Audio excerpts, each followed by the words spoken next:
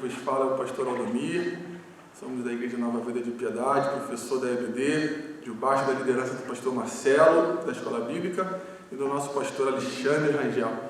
E estamos aqui juntos para estudarmos a Palavra do Senhor com muito esmero, com muita dedicação. Espero que você consiga, e vamos juntos conseguir, estudar um pouco a Palavra do Senhor, as Escrituras, e nós estamos lendo a Epístola de Paulo à Igreja da Galáxia, os Gálatas. E isso é uma epístola muito interessante, muito importante para a nossa vida cristã, que nos traz muitos ensinamentos. Então, obrigado por você estar aqui. Vamos juntos. Se você tiver a apostila ou a própria Palavra do Senhor, nós vamos fazer um estudo expositivo. E isso muito me alegra, porque nós vamos respeitar todo o contexto histórico, cultural, nós vamos fazer uma interpretação exegética, hermenêutica das próprias Escrituras, sem usar outros entendimentos. Nós vamos ficar presos ao capítulo 3, na qual é a lição 3 da apostila. E a apostila, no capítulo 3, ela tem como tema a fascinação pelo erro. Que isso, pastor? Que fascinação é essa? Bem, nós vamos aprender isso. Mas eu gostaria, de, antes de mais nada, fazer uma oração contigo. Fecha os teus olhos. Vamos orar. Senhor, estamos aqui para aprender da Tua Palavra, para estudarmos um pouco das Tuas Escrituras, ó Deus. Capacita-nos, ó Deus, nos dá a direção, o Espírito Santo. Só precisamos do Teu Espírito, que as outras coisas nós vamos buscar a Palavra, nós vamos escrever, nós vamos ler os livros e o Senhor vai nos direcionar. Então, Espírito Santo, nos conduza, nos permita entender a Tua Palavra, porque o Senhor é o idealizador, o Senhor é aquele que escreveu praticamente toda a Palavra. Então, Deus, conduza-nos nesse momento, ajuda-me, Senhor, ajuda-nos juntos para que possamos aprender da Tua Palavra. Eu entrego este momento nas Tuas mãos, em nome de Jesus. Amém e amém.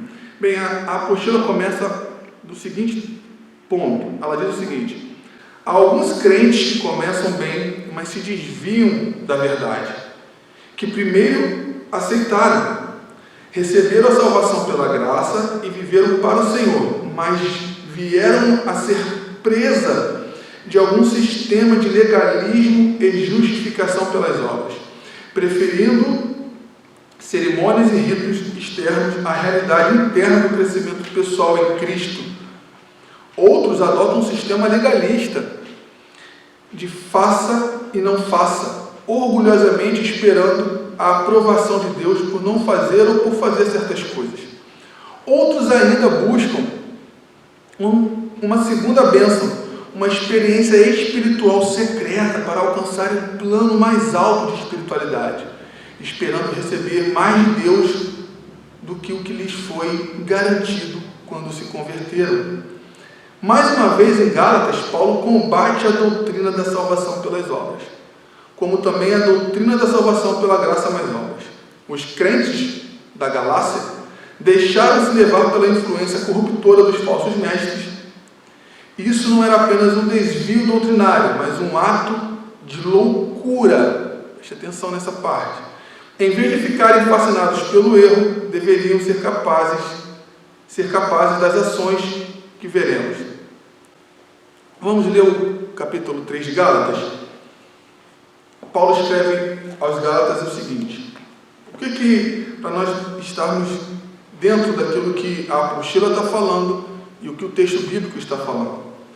Paulo já começa falando: ó insensatos Gálatas, quem vos fascinou para não obedecerdes à verdade, a vós perante cujos olhos Jesus Cristo já foi exposto como crucificado? Só quisera saber isto de vós: recebeste o Espírito pelas obras da lei ou pela pregação da fé? Sois tão insensatos que, tendo começado pelo Espírito, acabeis agora pela carne? Olha Paulo fazendo perguntas, né? Será em vão que tenhais padecido tanto? Se é que isso também foi em vão. Versículo 5. Aquele, pois, que em vós dá o Espírito e é que opera maravilhas entre vós, o faz pelas obras da lei ou pela pregação da fé? O mesmo aconteceu com Abraão, que creu em Deus, e isso lhe foi imputado como justiça. Sabem, pois, que os que são da fé são filhos de Abraão. Ora, tendo a Escritura predito que Deus haveria de justificar pela fé os gentios, anunciou primeiro o Evangelho a Abraão. Caramba, pastor! O Evangelho foi anunciado a Abraão, sim. Abraão é um movimento pela fé. Nós vamos entender isso na apostila. Dizendo, em ti serão benditas todas as nações. Versículo 9. De sorte que os que são da fé são benditos com o crente Abraão. Versículo 10. Todos aqueles, pois, que são das obras da lei, estão debaixo de maldição, porque está escrito, maldito todo aquele que não permanecer em todas as coisas que estão escritas no livro da lei, para cumpri-las. É evidente que pela lei ninguém será justificado diante de Deus, porque o justo viverá pela fé. Abacuque vai falar a mesma referência lá. Ora, a lei não procede de fé, mas o homem que fizer estas coisas por elas viverá. Estamos finalizando. Cristo nos resgatou da maldição da lei, fazendo-se maldição por nós, porque está escrito, maldito todo aquele que for pendurado no madeiro. O último, versículo 14. Para que a bênção de Abraão chegasse aos gentios, por Jesus Cristo, e para que pela fé recebamos a promessa do Espírito. Fazer uma breve contextualização histórica aqui de Gálatas. Gálatas foi inaugurada, Paulo começou a inaugurar a igreja da Galácia, né, aos Gálatas. Tinham várias cidades. Se eu não estiver enganado, em Atos 14, a cidade de Icônio é uma das cidades, a Galácia do Sul, né? É ali onde você vai ler lá em Atos 14, Paulo começando a implantação dessa igreja tão importante, tão preeminente para o Evangelho. E aqui você viu comigo que Paulo está falando assim, no versículo 1 do capítulo 3, ó insensato Gálatas, quem vos fascinou para não obedeceres à verdade, a vós perante cujos olhos Jesus Cristo já foi exposto exposto como crucificado?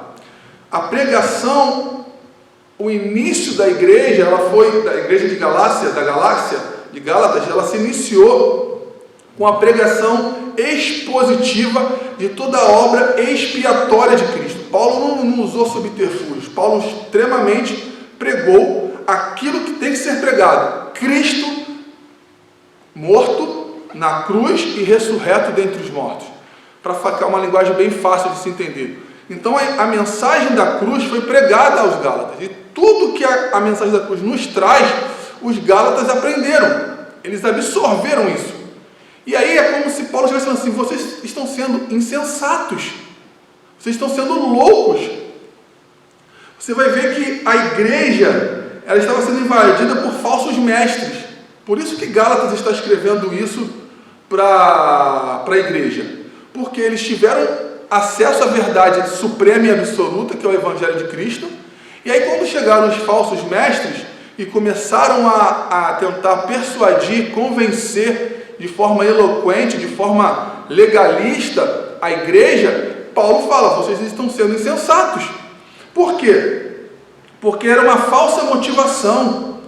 E isso estava levando muitos crentes da igreja da Galácia, de Gálatas, voltar para o judaísmo, voltar para as práticas do judaísmo. E aí Paulo exorta a igreja. Você vê que a mensagem exortativa, ela se faz presente em toda a igreja. Não fique triste quando o nosso pastor, ou qualquer pastor te exortar. A mensagem exortativa é para nos colocar no devido lugar, nos tirar de uma direção na qual podemos estar indo, para que possamos estar no caminho certo, na direção certa. A apostila vai dizer no primeiro tópico o seguinte: vencer pelo argumento da experiência. Para começar, Paulo denuncia a falta do bom senso dos Gálatas. Foram insensatos ao aceitar doutrina falsa, deixaram de usar a capacidade espiritual de quem eram adotados diante da argumentação dos judaizantes, porque deveriam ter evitado esse enfeitiçamento, porque deveriam evitar. Capítulo 1. O conhecimento do Cristo crucificado. Eles tinham experimentado a poderosa e transformadora verdade do Evangelho do Cristo crucificado. Perceberam claramente o sentido da cruz. Diante dos próprios olhos, Jesus Cristo foi exposto como crucificado. Não é uma referência da exposição pública de Cristo na cruz do Calvário, mas ao ensino que lhes foi sido dado acerca da importância da morte do Senhor no madeiro, sofrendo a maldição em nosso lugar. Você vai ver isso nas referências aqui descritas no próprio capítulo 3, versículo 10, 13, em Deuteronômio 21, 22, 23, para dar uma base a isso que foi dito. A verdadeira proclamação do Evangelho não pode prescindir da cruz, onde a obra de Cristo foi completada. Os benefícios da crucificação foram estendidos aos Gálatas e continuam válidos e disponíveis para todo pecador. E nesse eu estou incluído, você está incluso. Os pecadores não são justificados diante de Deus por suas obras, mas devido à obra expiatória de Cristo ao morrer na cruz. Eles haviam entendido o Evangelho do Cristo crucificado, que na cruz fez tudo o que era necessário para a salvação do homem. Então, deveriam ter compreendido que lhes basta crer. Não era e nem é necessário acrescentar boas obras à obra de Cristo. Aí você vê que os Gálatas estavam voltando para as práticas judaizantes, e é como se você entendesse o seguinte: a obra de Cristo, tudo que Cristo fez, ela precisa ser completada. Completada como, pastor? Eu preciso fazer alguma coisa para que ela fique mais robusta, para que ela se complete. E é por isso que Paulo o chama de insensatos, porque a obra de Cristo ela foi perfeita. Ela não precisa de nenhum acréscimo. Você vai ver John Stott falando. Ele diz o seguinte aos Gálatas: o afastamento dos Gálatas do Evangelho era não apenas uma espécie de traição espiritual, mas também de um ato de loucura. Era uma loucura o que os Gálatas estavam fazendo. Por isso que Paulo ficou tão, vamos dizer assim, estressados com a igreja, porque ele falou: vocês estão sendo insensatos. Eu expliquei para vocês tudo que Cristo nos trouxe, nos dá, e o que nós somos em Cristo, e vocês estão voltando para as práticas judaizantes. Vocês estão achando que com obras isso vai te trazer alguma coisa a mais? Você vai ser alguém melhor? Querido, a obra ela é importante, mas nós vamos estudar isso mais para frente. O que nós precisamos entender é que a obra de Cristo não precisa de acréscimo nenhum. Nada, ela já é perfeita em si. Aquilo que Deus nos ganhou, nos deu na cruz, já basta. Aí você continua na apostila, o recebimento do Espírito Santo, que é no versículo 2, 3 de Gálatas 3. Paulo não pergunta se haviam recebido o Espírito Santo. Está certo de que sim. Você pode conferir, eu gostaria que você lesse na sua casa, Efésios capítulo 1, versículo 13. Mas o receberam pelas obras da lei ou pela pregação da fé. A lei exigia obras humanas, a pregação do Evangelho. Apenas a resposta pela fé na obra realizada por Cristo. Assim são opostos um ao outro, a lei e a fé, né? Era óbvio que o Espírito lhes havia sido dado por terem crido na mensagem pregada, e não porque tivessem praticado obras da lei. Portanto, se haviam recebido o Espírito quando creram, tendo começado no Espírito, por que agora pensavam que era necessário retornar às obras da carne, na esperança de que combinassem fé, Espírito e obras, obteriam melhores resultados? Era como se ele estivesse renunciando Cristo como um único e suficiente Salvador. É uma coisa bem incrível como é que as pessoas, às vezes, nós mesmos podemos estar diante da verdade pregada e de uma hora para outra nós nos desviarmos de toda a verdade. Por isso que nós precisamos estar conectados a essa verdade. A palavra insensatos no grego é anoetos, que quer dizer loucura. Era como se Paulo estivesse assim: vocês estão loucos, vocês estão não valorizando o que Cristo fez na cruz.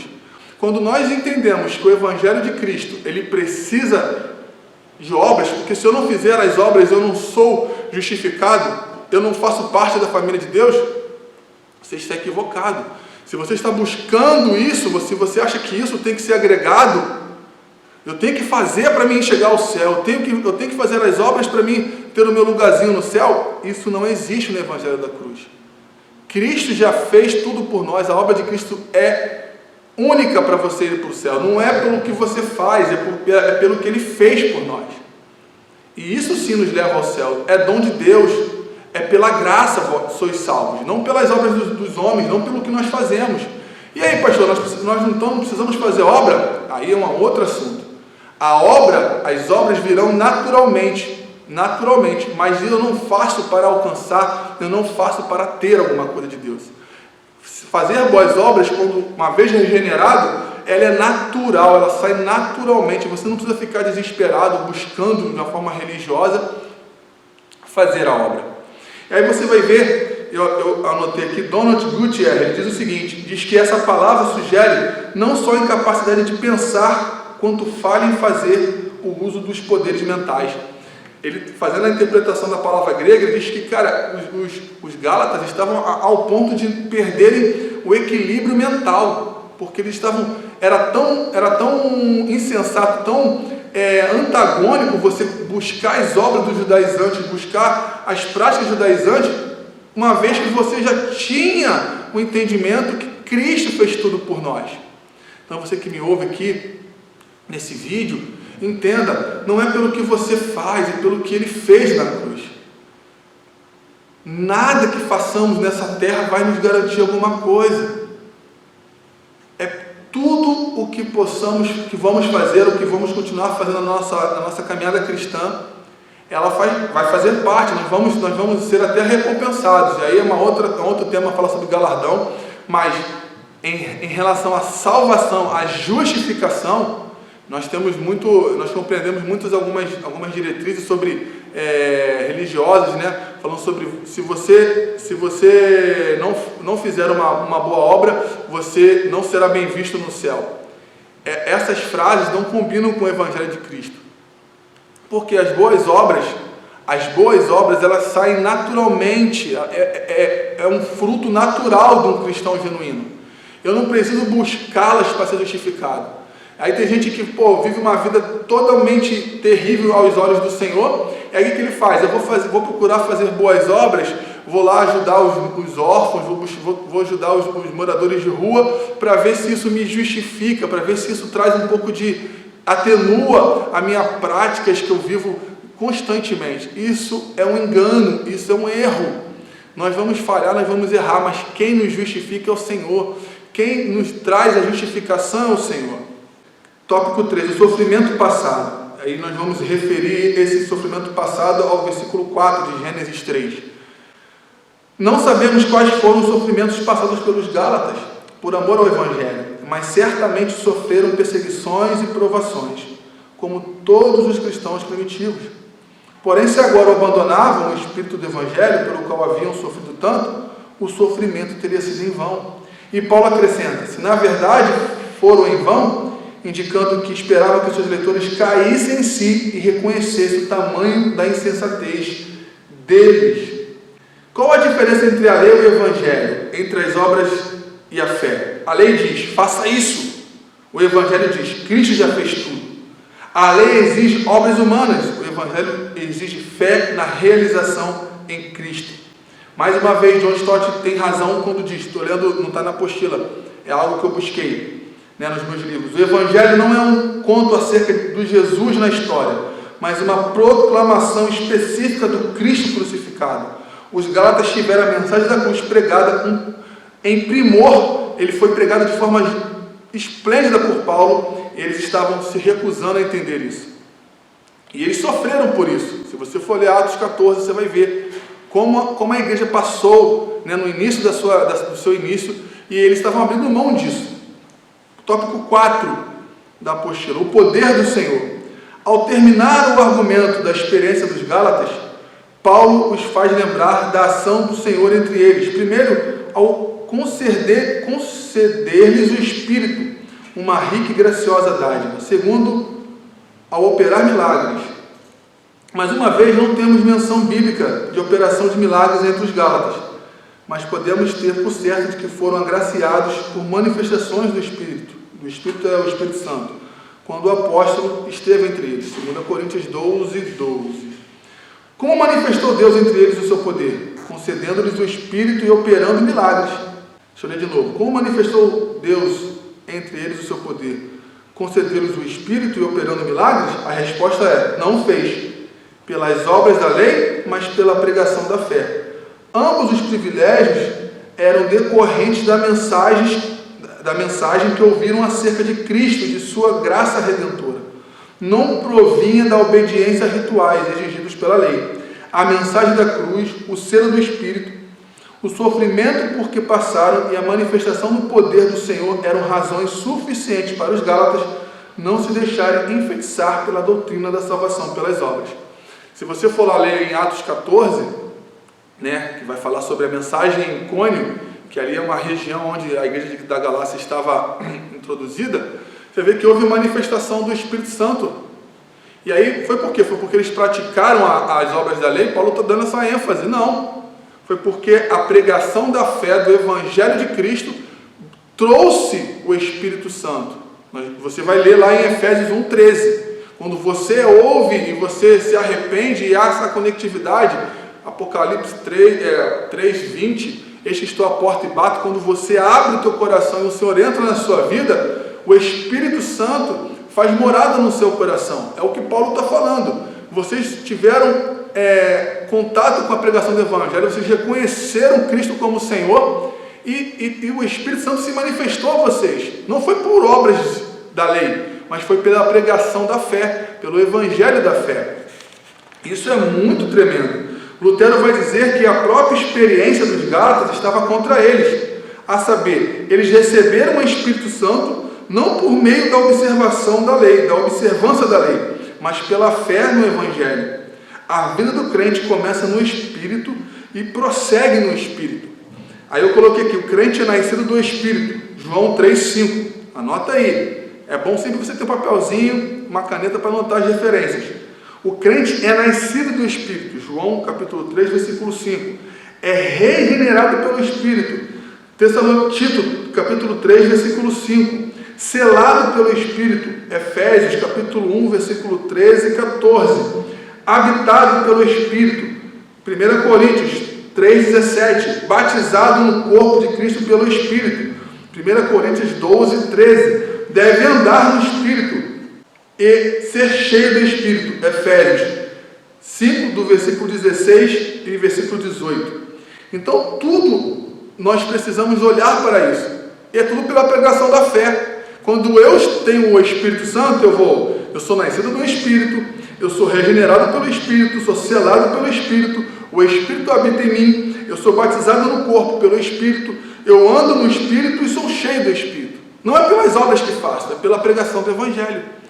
A pregação do Evangelho já é bastante, não são pelas obras dos homens. A pregação do Evangelho é suficiente. Vencer pelo argumento da Escritura. Você percebe que Paulo, nos primeiros versículos, ele tenta trazer uma experiência, tenta trazer a memória da igreja da Galácia, dos Gálatas, a experiência que eles tiveram com a pregação do Evangelho, com a manifestação do Espírito Santo. Isso para trazê-lo à memória, para trazer a memória. Agora Paulo vai fazer o seguinte, já trouxe a experiência que vocês tiveram para a sua memória, para lembrar vocês, e agora vamos para a Bíblia, vamos para as Escrituras. E aí ele começa. Se o argumento da própria experiência pessoal não bastava para convencer os Gálatas, Paulo usa argumentos da Escritura para que se convencesse do erro de que justificação depende das obras. O pedagogo Paulo sempre gosta de falar dessa perspectiva. Ele equilibra a experiência subjetiva, da igreja e traz um anelo, ele faz uma convergência com os ensinamentos objetivos inalterados da palavra. Eu quero fazer uma observação aqui. Nós não julgamos as Escrituras pelas nossas experiências, mas testamos as nossas experiências pelas Escrituras. A minha experiência com Deus precisa estar anelada com as Escrituras, precisa estar aqui, Não é assim, eu tive uma experiência, então eu vou consolidar alguma verdade das Escrituras. Não, é a minha experiência. Como é que eu faço? Como é que eu entendo isso? A minha experiência que eu tive com Deus, ela precisa estar em conformidade com as verdades das Escrituras. Porque senão nós vamos... As inúmeras experiências que muitos podem ter, podem gerar tantas questões, e nós temos isso, nós não teríamos tempo para abordar isso. Mas a minha experiência, ela precisa estar convergindo, precisa estar dentro das Escrituras, ela tem que ter base bíblica. Porque senão foi uma mera experiência, e aí é algo pessoal teu com Deus, entendeu? Mas experiências com Deus, elas precisam estar conectadas às Escrituras, porque o que a gente tem visto por aí é cada coisa só Jesus. Só para citar algumas coisas, por exemplo, o homem foi ao céu, o homem foi ao inferno. Se o próprio Paulo não foi dado o direito dele escrever nada, tem muita gente aí que só Jesus. Mas vamos embora, vamos prosseguir. Tópico 1, a prova positiva do Antigo Testamento. Como foi Abraão justificado diante de Deus? Quais os verdadeiros descendentes de Abraão que participam das bênçãos prometidas a ele? Olha a resposta dos judaizantes, né? Na postura do seguinte: eles tinham a resposta para essas perguntas baseadas em Gênesis 12 e 17. Eu não vou ler porque senão vai ficar muito extenso a aula. Ainda nós temos uma folha inteira para nos debruçar. Primeiro ponto: Abraão foi justificado diante de Deus, pois reagiu ao seu chamado com obediência. Gênesis 2, 4. Todavia, só depois que se submeteu à circuncisão, a sua fé foi aperfeiçoada. Olha só, eles estão, os judaizantes, esses eram aqueles que estavam trazendo mentiras, distorcendo verdades à igreja da Galácia, aos Gálatas. Os judaizantes. Quem eram os judaizantes? As aulas anteriores o pastor Marcelo já deve ter falado, que eram judeus convertidos, se converteram ao Evangelho de Cristo, mas achavam que precisavam continuar cumprindo os ritos judaicos. E aí eles estão falando, Abraão só foi justificado, todavia só depois se submeteu à circuncisão, a sua fé foi aperfeiçoada. Então o que está querendo dizer? A coisa só aconteceu com Abraão quando ele foi circuncidado. Aí segundo tópico, é verdade que todas as nações da terra serão abençoadas em Abraão. Gênesis 2, 3. Mas isto é apenas para aqueles que se submetem à circuncisão como selo dessa aliança. Só esses são sementes dele, tem direito a participarem das bênçãos que lhe foram prometidas. Você vai ver que o próprio Paulo e Pedro vão debater sobre isso. Se deveriam os crentes, né, os judeus convertidos, continuar com as práticas judaizantes. Paulo e Pedro vão discutir sobre isso. Se eu não me engano, está em Atos 15. Se eu não estiver enganado. Mas depois eles chegam à conclusão definitiva que não é necessário circuncidar, que a nossa circuncisão, aqueles que acreditam, está no coração. Os gentios, né? Os gentios, se converteram, por exemplo, o grego, um árabe, se convertia, precisava ser circuncidado, precisava passar pelos ritos judaicos. E houve essa divergência em algum momento da história da igreja. E eu não terei tempo para explanar isso. Mas eles chegaram à seguinte conclusão, que os judeus que se convertiam, eles até poderiam circuncidar, cumprir esse rito, mas os gentios, eu, por exemplo, não precisaria. Bem básico isso. E aí os judaizantes, quando entravam dentro das igrejas, né, esses judeus convertidos, queriam, de forma bem maliciosa, trazer um entendimento que todo cristão só pode ser justificado quando ele cumpre esses ritos judaicos, né? E aí ele usa o exemplo de Abraão. Eles estão usando de forma errônea os textos de Gênesis, dizendo que Abraão só começou a ser abençoado quando ele foi circuncidado. Aí Paulo vai refutar isso de forma esplêndida. Olha a citação de Paulo. Paulo cita Gênesis 15, 6. Ele menciona que o texto de Gênesis 15, 6 é desprezado pelos judaizantes, em que está a afirmação de que Abraão creu no Senhor e isso lhe foi imputado para a justiça. Então, quando Abraão creu lá em Gênesis 12, se eu não estiver enganado, né, que Deus fala para Abraão que por ele todas as famílias da terra seriam abençoadas, ele creu, e a partir dali, não foi a partir da circuncisão que ele foi justificado, não, a Bíblia fala que a partir do momento que Abraão crê, foi lhe imputado por justiça. A promessa de um herdeiro é inumerável descendência em Gênesis 15, 1, 4. ainda mais a sua fé foi reconhecida como justiça. Ele não foi justificado porque tenha feito algo para merecê-lo, porque foi circuncidado ou porque guardava a lei. Aí isso aqui é um ponto muito importante. Nem a circuncisão, nem a lei ainda existiam, mas porque creu em Deus. Olha os judaizantes, como é bom você conhecer a palavra. Olha como é importante, a gente bate sempre isso na tecla aqui na igreja. Conhecer a palavra, se aprofundar na palavra, participar da EBD, dos estudos que a igreja nos proporciona, ouvir a palavra, meditar na palavra. Os Gálatas foram muito fácil persuadidos, enganados pelos judaizantes. É algo tão fácil de ser refutado. Olha, quando Abraão recebeu a promessa de Deus em Gênesis 12, foi-lhe imputado por justiça a circuncisão e a lei nem existiam. Então, como é que vocês querem usar Abraão como exemplo e exigir que nós venhamos ser circuncidados, se isso nem existia no tempo de Abraão, quando Abraão foi colocado por Deus ali como o pai de grandes nações, que as famílias da terra seriam benditas por ele? Pensa nisso. Vamos refletir em relação a isso. Isso é muito importante para nós analisarmos. O conhecimento bíblico, o conhecimento teológico é importantíssimo, porque quando chega um ou outro, os bereanos questionavam Paulo. Aí Paulo provava para eles, olha aqui, está aqui. Então, quando nós temos uma estrutura bíblica consolidada no nosso coração, por isso que nós estamos aqui, gravando esse vídeo para que possamos aprender um pouco da palavra, é para isso, para quando chegar algum enviado trazendo mentiras ou meias verdades, ou verdades que não são verdade, que é bem filosófico isso, você consiga refutar como Paulo refutou. Aí ele fala assim, os filhos de Abraão, portanto, são os que creem. Romanos capítulo 4, versículo 1 a 8.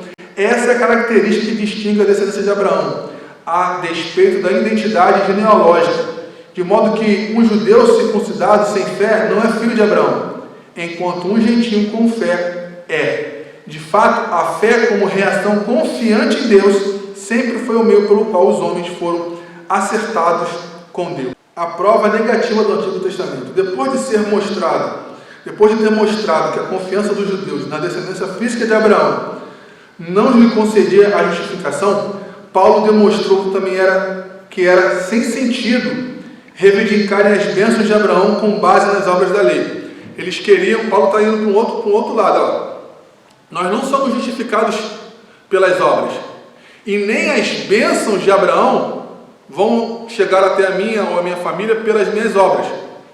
Aí ele vai falar, versículo 10 e 11, a maldição que a lei traz, porque cumprir a lei era o que os judaizantes queriam. Vocês precisam cumprir a lei.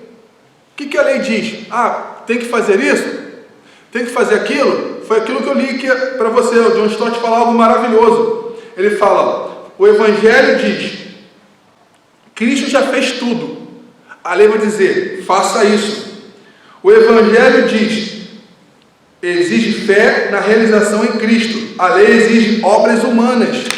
Então, querido, é o que Paulo está falando. Se você continuar com essas convicções, que é por você fazer as obras que as bênçãos virão, está equivocado. É em Cristo. É na fé em Cristo.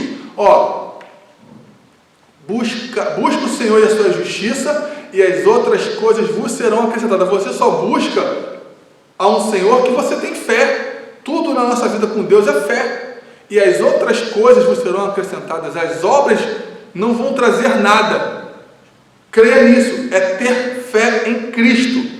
Eu volto a dizer, fazer obras na igreja, na casa de Deus é importante, mas isso nós vamos aprender lá na frente. O que eu quero dizer é que as obras não acrescentam nada na sua justificação, naquilo que você espera de Cristo. Aí ele vai falar aqui no ponto A do tópico 2. Aqui encontramos uma citação do Antigo Testamento, que contém um pronunciamento de salvação sobre todos os que não executam o que a lei requer. Certamente ninguém há que preste obediência completa à lei, para eximir-se da maldição. Romanos 3, 9, 19 e 23. Razão porque se torna maldito. Em conclusão, disse o apóstolo, é evidente que pela lei ninguém é justificado diante de Deus. Não é pelas suas obras que a justificação vem. Praticar as obras, buscar a salvação pela lei, é não ter esperança. Depender da lei é depender de si mesmo. É como se você assumisse essa responsabilidade. Não, pelas minhas práticas é que eu vou alcançar. Então, Cristo não alcançou nada por você. É mais ou menos isso, trazendo uma linguagem mais fácil. Quando eu acho que é por aquilo que eu faço, eu vou conseguir alguma coisa, é como se você estivesse falando assim, então o que Cristo fez não valeu nada. Tópico B. A lei e a fé se excluem. Para reforçar seu argumento de que uma pessoa só pode ser justificada diante de Deus mediante a fé, Paulo citou Abacuque, o justo viverá pela fé. Abacuque, se não me engano, 2,4. Aquele que é justo, justificado pela fé, viverá. Tanto no livro do profeta, como aqui, a vida é o livramento da condenação. Os judeus fiéis haveriam de escapar da condenação porque Deus, ele está falando de Abacuque já, né? Explicando Abacuque, porque Deus traria sobre Judá ao permitir que fossem levados para o cativeiro babilônico. Assim, os que em Cristo depositam sua fé escapam da condenação eterna. Romanos capítulo 8, versículo 1, 33 e 34. A lei não é da fé, pois se baseia em obras. Aquele que observar os seus preceitos, por ele viverá. Mas quem foi ou é capaz? Considerando que todos falharam e ainda falham em guardar a lei, exceto Jesus. A conclusão é que todos quantos, pois, são das obras da lei, estão debaixo de maldição, ou seja, permanecem no estado de condenação. Se você for ler Tiago 2, capítulo 2, esse que é versículo 10, ele vai dizer isso, ele vai fazer uma explicação rápida, o apóstolo Tiago na sua epístola. Se você deixar de praticar uma lei, você vai ser réu de todas as outras. Que isso, pastor? Vamos dar um exemplo. São 10 leis para serem cumpridas. É um exemplo, tá? Eu cumpri 9, deixei de cumprir uma, é como se você não tivesse cumprido nenhuma delas. Caramba, eu cumpri 9 ali, ó, suando, pastor, deixei de cumprir uma. Então, não adiantou em nada? Não adiantou em nada. Então, não há como cumprir a lei. Somente um conseguiu cumprir tudo, que foi Cristo. E ele cumpriu por nós. Por isso que hoje nós somos justificados pela fé, não pela lei, não pelas obras da lei, não pelo aquilo que nós devemos ou poderíamos praticar. E era isso que os judaizantes queriam, que nós voltássemos a praticar as obras da lei. E Paulo refuta isso e chama os Gálatas de insensatos. Tópico A, versículo 13. Nos resgatou da maldição da lei. Jesus nos remiu ou assegurou a nossa libertação mediante um preço. Anota aí, primeira epístola, quem não tem a apostila, primeira epístola de Pedro, capítulo 1, versículo 18 e 19. Desse modo, a maldição da lei já não mais atinge aquele que nele crê.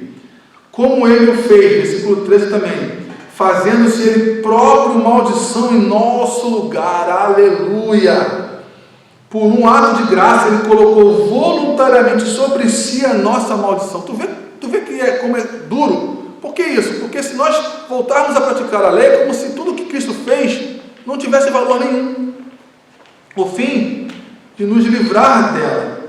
E essa transferência de maldição que explica o horrível grito de abandono e de solidão que ele anunciou na cruz. Se você olhar para a cruz e ver como foi o sofrimento na cruz do Calvário, foi extremo. E esse sofrimento ele fez em nosso lugar. A justificação tem como causa meritória o sacrifício expiatório de Cristo. Então, se nós não abrirmos mão disso, tudo que Cristo fez foi em vão. Por isso que Paulo chama os Gálatas de insensatos. A crucificação de Cristo o pôs sob a maldição da lei, porque está escrito: maldito todo aquele que for pendurado no madeiro.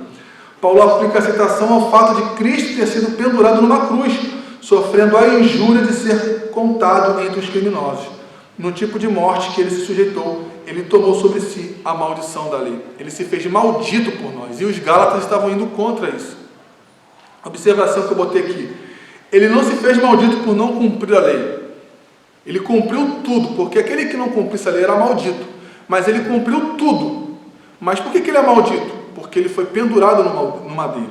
E ele levou toda a maldição que estava sobre nós para a cruz.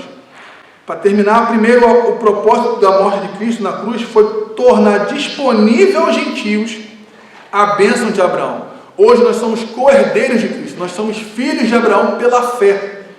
A justificação pela fé, porque Abraão foi justificado pela fé, não pelas práticas das obras, nem pelas práticas da lei, porque elas não existiam naquele tempo. Segundo, é também mediante a fé no seu sacrifício que os que creem recebem o Espírito prometido. Para a gente concluir, há sempre o perigo de os homens serem fascinados pelo erro. Essa é uma estratégia de Satanás. Ele reveste o erro de beleza e de vantagens, como na tentação de Adão e Eva, lembra? Mas ainda ele mesmo se faz como um anjo de luz, 2 Coríntios 11:14, para seduzir os homens ao pecado e à fuga do puro evangelho da salvação pela graça mediante a fé. Até com Cristo ele tentou iludir com os olhos, né? Olha aqui, olha os reinos se prostrado me adorares. O desafio dessa passagem é advertir quanto ao orgulho de pressupor o que é possível ao homem estabelecer a própria justiça. Isso para mim é a base. Nós não conseguimos nada. Foi tudo pela graça. Nós não vamos conseguir nada pela nossa força. Por Ele, tudo é por Ele, para Ele. E aqui é isso que Paulo está querendo dizer. Rapaz, nós, em tudo que possamos fazer, nós não vamos chegar a lugar nenhum se não for Cristo na nossa vida. Ou tornar-lhe aceitável a Deus por seus méritos. Não é. Torna-se necessário que o pecador vá humildemente à cruz, em que Cristo assumiu a maldição da lei para alcançar a sua misericórdia e o favor de Deus. Só assim, por meio da graça de Deus e porque está em Cristo pela fé, se alcança a justificação, a vida eterna e o Espírito que habita no crente. Outra advertência que o texto nos faz é quanto a nós deixarmos levar pela ideia de que se pode acrescentar obras da lei à fé. Isso não existe. Todos os ritos judaicos foram sombra da realidade que havia de vir. Cumpri-los hoje é desvalorizar ou diminuir a eficácia da obra de Cristo. Todo homem está diante das alternativas, a bênção e a maldição. Em Gálatas, Paulo nos fala como Moisés: te propus a vida e a morte, a bênção e a maldição. Escolhe, pois, a vida. E eu escrevi algo aqui muito interessante. A justificação é um ato, e não é um processo. É um ato jurídico, legal e forense, e não uma experiência subjetiva. Acontece fora de nós. Foi o que Cristo fez por nós. E não em nós, no tribunal de Deus, e não em nosso coração. A santificação, sim, é um processo, uma busca que nós buscamos nos santificar e vamos buscar até o fim. Agora, a justificação, ele é um ato jurídico. Deus nos justificou na cruz do Calvário. Pum! E um ato, uma vez que é assinado, está valendo. Então, nada que possamos fazer vai agregar a esse ato. O nosso processo de santificação, sim, cabe a nós buscar uma vida de santidade.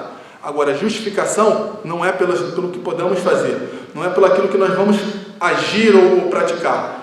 É um ato, e quando é um ato jurídico, uma vez definido no tribunal, já está valendo. E você não pode fazer mais nada. É tal da coisa julgada, né? Não cabe recurso. Então fica tranquilo, porque nós fomos justificados por Cristo. E nada que possamos fazer vai agregar alguma coisa, porque aquilo que Cristo fez já é suficiente para nós. Então, um ótimo dia, uma ótima tarde, uma ótima noite, que essa aula possa ter te ajudado a entender alguma coisa. Ficou com alguma dúvida? Não entendeu algum recado? Eu estou na igreja, pode me procurar a hora que você quiser, para nós conversarmos um pouco mais, porque ao vivo é melhor, presencialmente é melhor. Mas nós temos que respeitar o distanciamento, os decretos, né? Então, foi um prazer estar aqui nesta aula com você. Espero que tenha te abençoado muito.